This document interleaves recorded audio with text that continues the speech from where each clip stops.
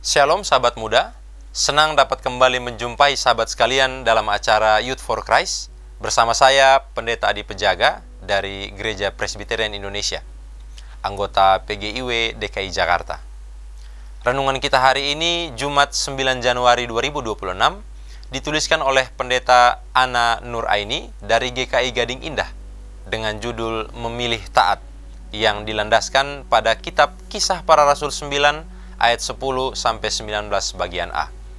Sebelum membaca Alkitab dan kita merenungkannya, mari kita berdoa. Ya Allah, ya Tuhan kami rindu untuk mendengarkan firman-Mu. Oleh karena itu ya Tuhan, marilah berfirman kepada kami, dan biarkanlah Roh-Mu yang boleh menuntun kami, sehingga firman yang akan kami dengarkan ini boleh kami pergunakan dalam kehidupan kami. Di dalam nama Anak Yesus Kristus kami berdoa kepada Bapa di sorga. Amin. Sahabat, nats Alkitab yang akan menjadi pusat refleksi kita hari ini adalah Kisah Para Rasul 9 ayat 17 bagian A. Lalu pergilah Ananias ke situ dan masuk ke rumah itu. Ia menumpangkan tangannya ke atas Saulus. Sahabat muda, banyak orang mengira bahwa taat itu hanya soal menurut tanpa berpikir, seperti robot atau kerbau yang dicocok hidungnya. Namun sebenarnya dalam Alkitab, ketaatan dimulai dari mendengarkan, lalu memahami, dan memilih untuk melakukan yang benar. Jadi, ketaatan bukan tentang pasrah, melainkan tentang keputusan yang sadar, yang datang dari hati, karena mau percaya kepada kehendak Tuhan. Itulah yang kita temukan dalam kisah Ananias. Saat Tuhan memanggilnya, Ananias langsung menjawab, "Ini aku Tuhan." Namun begitu ia tahu bahwa orang yang harus ditemuinya adalah Saulus, si penganiaya jemaat, Ananias sempat ragu. Sebagai manusia, wajar jika Ananias takut. Namun setelah Tuhan menjelaskan rencananya, Ananias memilih untuk taat. Ia pergi untuk menumpangkan tangan ke atas Saulus, bahkan memanggilnya sebagai saudara. Ananias menunjukkan ketaatan, walau belum sepenuhnya mengerti maksud Tuhan. Ia ragu, tetapi memilih percaya kepada Tuhan.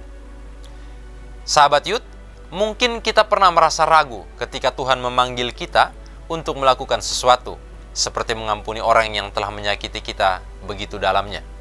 Namun ingatlah, seperti Ananias, kita tidak dipanggil untuk mengetahui segala sesuatu terlebih dahulu, melainkan untuk mendengarkan dan melangkah dengan iman. Tuhan tidak meminta kita memahami semuanya dengan sempurna.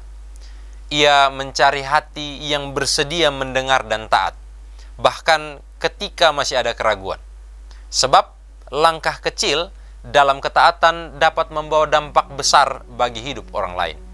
Melalui langkah kecil itulah Tuhan memakai kita untuk menjadi perpanjangan kasih-Nya bagi orang-orang di sekitar kita. Mari kita berdoa.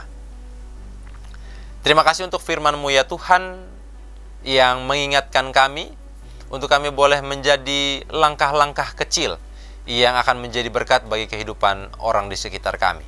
Biarlah Tuhan yang terus menyertai kami sehingga kami mampu untuk melaksanakannya dalam kehidupan kami. Di dalam nama Anak Yesus Kristus kami berdoa. Amin. Sahabat muda, demikian renungan kita hari ini. Jangan lupa subscribe, like, dan bagikan kepada sahabat-sahabat kita yang lain. Tuhan memberkati.